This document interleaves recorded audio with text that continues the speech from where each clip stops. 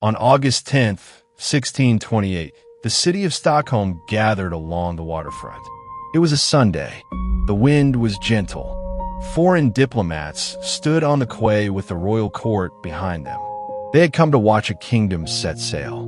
They had been told this would be the most magnificent warship ever built in Europe. They were not wrong. They were also about to witness one of the most spectacular failures in maritime history. Let there be built a ship that no power on earth can answer.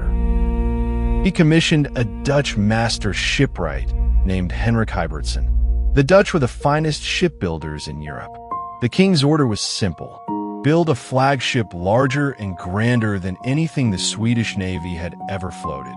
The oak came from Småland in southern Sweden. Over 1,000 trees, dragged by oxen to the slipway at the Skeppsgården shipyard in Stockholm. 2 years to build, 400 craftsmen, a floating embodiment of empire.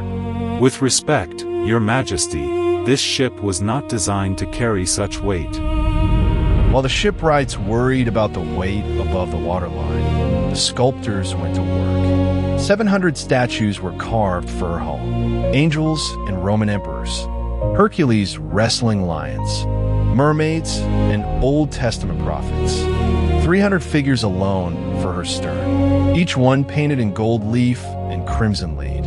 A floating cathedral of carved oak designed to make any enemy see, before they saw a single cannon, the wealth and ambition of Sweden.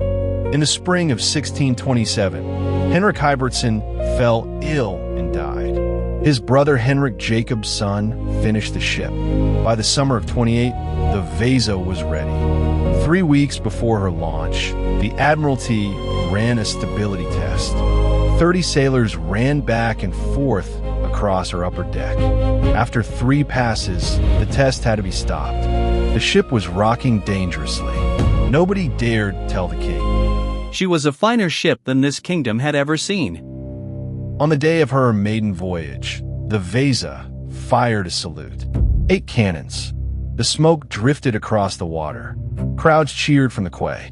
Foreign ambassadors lined the royal balcony. She moved out into the harbor under a gentle southern breeze, for sails set, oars working in measured strokes. Witnesses said she looked, for a moment, like a small floating city. 1,300 meters from her own shipyard, a sudden gust came down from the south.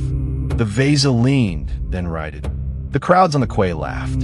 A second gust came, stronger than the first. She heeled hard to port. Her open gun ports went under. Water poured into the lower decks. She sank with her sails set and her flags flying. She had been at sea for 20 minutes. In the 1660s, a Swede named Albrecht von Treileben hired divers from German lands. They worked from a wooden bell lowered into the harbor on heavy iron chains. Inside the bell was a column of trapped air, the cold black water always lapping at the diver's chest. They recovered 53 of the Vasa's bronze cannons. Then the salvage stopped, and for 300 years, the Vasa was forgotten. The Baltic Sea is too cold and too brackish for the shipworm that destroys other wrecks. There is almost no oxygen at 32 meters down in Stockholm Harbor. The mud of the seabed is thick and chemically dead. It closed over her like a second tomb. Her oak did not rot. It did not soften. It slept. For 300 years, the Vasa was the largest hidden object in Northern Europe. There is, somewhere beneath this water, a ship that has not been seen for 3 centuries. For 3 years, Franzén had crisscrossed the harbor in a small motorboat, dropping his homemade core sampler and bringing up nothing but clay. The sampler was a hollow tube with a hinged catch. On a Tuesday in August 1956, in the middle of Stockholm's busy ferry channel, it hit something solid. He drew it up. Inside the tube was a black plug of waterlogged oak. He sat down in the boat. Engineers spent 4 years tunneling cables underneath her hull and lifting her in stages to shallower water. On April 24th, 1961, 6 pontoons made the final lift. The Vasa rose from 32 meters down. After 333 years in the mud, she broke the surface of Stockholm Harbor for the second time. 95% of her original timbers were still there. 95% of her timbers are original.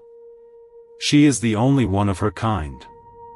For 17 years, she was sprayed with polyethylene glycol, the wax that slowly replaces water in the cell walls of ancient wood. In 1990, a museum was built around her, a building shaped to her exact proportions, with a copper roof modeled on her masts. Every year, 1.5 million people walk in and look up at a kingdom's most famous failure, and its most carefully preserved one.